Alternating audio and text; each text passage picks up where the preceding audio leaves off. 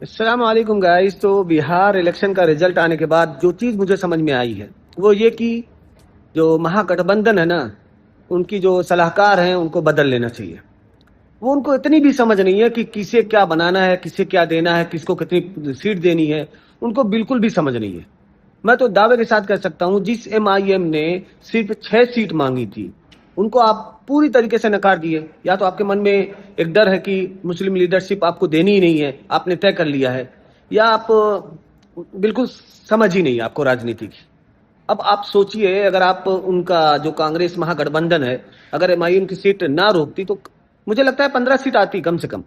लेकिन चलिए, आपसे जो हुआ सो हुआ। 2027 में क्या अखिलेश यादव दोबारा गलती दोहराएंगे?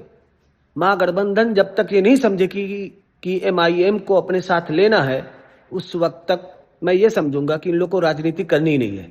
ये लोग खुद ही चाहते हैं सामने से कि बीजेपी आए और जीत जाए। मैं तो भाई यही समझता हूँ, मेरी यही समझ है। बाकी मैं इतना कह सकता हूँ दावे के साथ कि आरजेडी के जो इस वक्त तेजस्वी यादव हैं, उनकी समझ राजनीति की 0/0 है। उनको बिल्कुल नॉलेज नहीं है कि कैसे राजनीति करनी है, कैसे नहीं करनी है। वो अपने वालिद के नाम पर बस राजनीति में आ गए हैं और बस अपना नाम चमकाए हुए हैं, वही बहुत है उनके लिए, काफी है। वरना आज वो तो हार ही रहे थे। तो अभी भी मौका है, अभी भी दस्तूर बना हुआ है। आप लोगों के पास वक्त है सोचने का, समझने का, कि अगर आप लोग जो सीट मुकेश सहनी जैसे लोगों को दिए हैं, अगर वही एमआईएम को देते तो आज नतीजा कुछ और होता। लेकिन आपको उप मुख्यमंत्री चाहिए, लेकिन लेकिन मुस्लिम लीडरशिप का नहीं चाहिए। वाह, क्या दोगलापन चल रहा है यार, जबरदस्त, सैल्यूट। और आप लोगों को लगता है कि आप लोग तो यादव वोट करते हैं। भाई, नजर उठाकर देख लेना, जहां जहां से आप लोगों ने सीट जीती है ना, वहां पर मुस्लिम वोटर्स कितने हैं, ठीक है। आज भी आप लोगों को भरम है कि आप लोग को यादव वोट करते हैं, लेकिन वही करते हैं जो विचारधारा से चलते हैं। बाकी मैं तो गारंटी देता हूँ 50% तो बिल्कुल नहीं करते हैं। क्योंकि इस वक्त जो भारत में चल रहा है, जो अपने देश में चल रहा है ना, वो एकदम साफ है।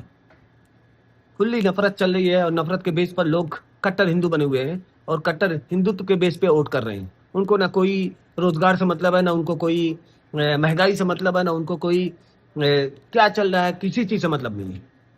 तो भाई साहब, अपना दिमाग थोड़ा खोलिए, ठीक है। 2027 में अगर फिर से आप लोग वही कर रहे हैं तो मेरी समझ से बेवकूफ़ी है।